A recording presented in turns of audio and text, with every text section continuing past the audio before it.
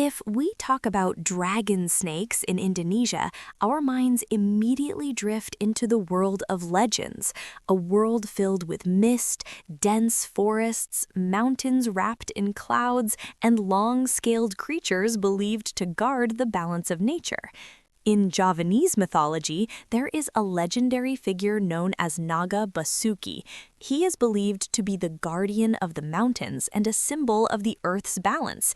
In ancient stories, dragons were not evil creatures. They were not village-destroying monsters like those in Western fairy tales. Quite the opposite. They were guardians, protectors, and even symbols of prosperity. Then, in Bali, we know Naga Ananta Boga, a cosmic dragon believed to support the world from deep within the Earth's belly. In local beliefs, this dragon represents the element of earth and natural wealth. Imagine this: the world is believed to stand upon the coils of a gigantic dragon, a concept that is grand, mystical, and poetic at the same time. Across many regions of the Indonesian archipelago, dragon stories are often associated with water sources, lakes, rivers, or sacred springs. Some people say that if water suddenly overflows or a rumbling sound is heard beneath the ground, it means a dragon is moving. Maybe it's just stretching. Who knows? Interestingly, dragons in Indonesian culture are not always depicted with wings or breathing fire. Their form is closer to that of a giant serpent with shimmering scales. Their bodies are long and winding, blending with nature itself. Sometimes they appear in dreams, sometimes they are believed to reveal themselves only to certain people.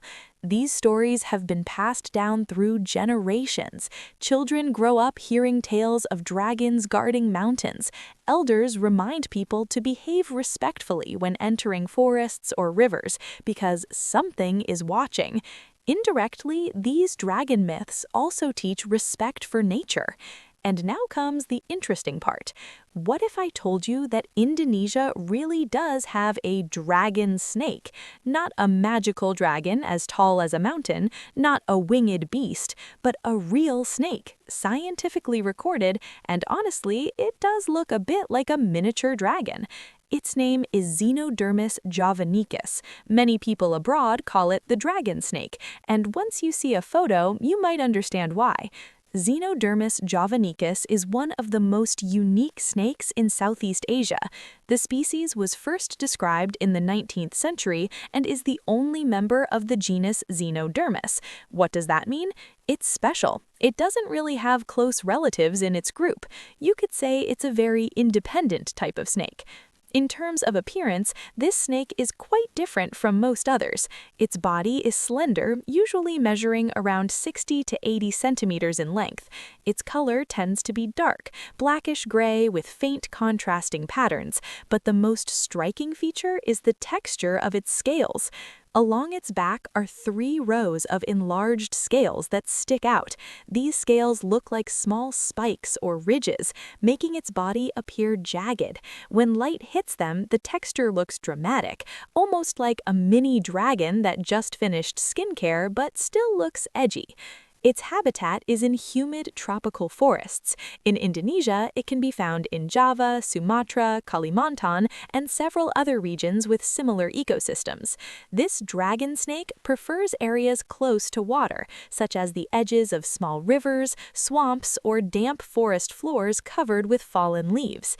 If you expect to see it casually hanging out during the day, you'll probably be disappointed. This dragon snake is a nocturnal animal. It becomes active at night, hunting quietly and slowly in the darkness. During the day, it usually hides under leaves, between tree roots, or in moist soil, a true introvert. Its diet mainly consists of small amphibians, especially frogs. Humid environments are paradise for frogs, so it makes sense that this snake enjoys living there. It is not an aggressive hunter that chases prey quickly. Its hunting style is more like stealth mode. Stay still, move closer slowly, and then it's over. Now let's talk about reproduction. Xenodermus javanicus reproduces by laying eggs, which means it is oviparous. The female produces several eggs during a reproductive season, although the exact number varies and is not well documented in the wild. These eggs are usually laid in moist and hidden places, such as beneath piles of leaves or inside loose soil.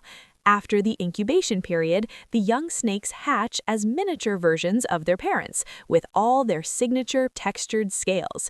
There's no cute blank phase like with kittens. From birth, they already look fierce. As for lifespan, specific data in the wild is limited because this snake is rarely studied intensively.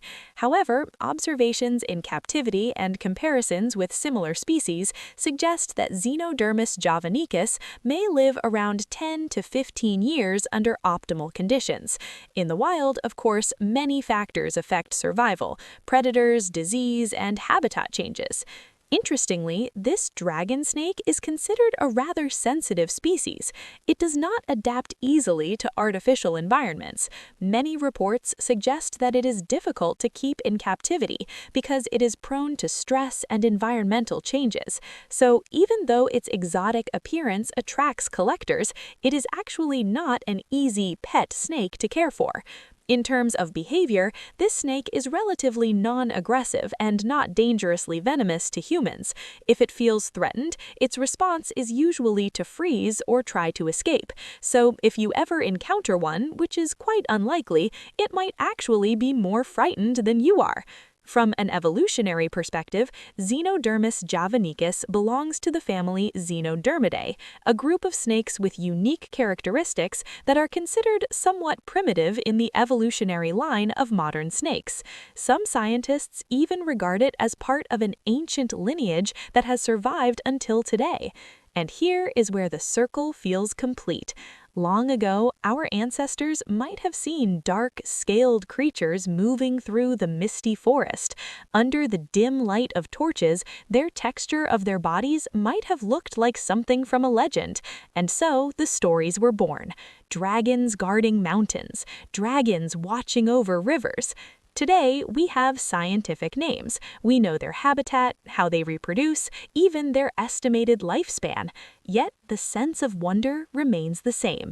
Indonesia's dragon snake is proof that nature here is truly extraordinary. Sometimes myths and science do not cancel each other out. They are just two different ways of understanding the same wonder. So the next time you hear the word dragon, you might not need to imagine a giant winged creature. Perhaps that dragon is quietly hiding beneath damp leaves in a tropical forest, less than a meter long, shy, nocturnal, and completely uninterested in becoming a fantasy movie star. And maybe, precisely because it is real, it is far more amazing. Thank you for watching this video. I hope it adds to your knowledge. See you again in the next adventure.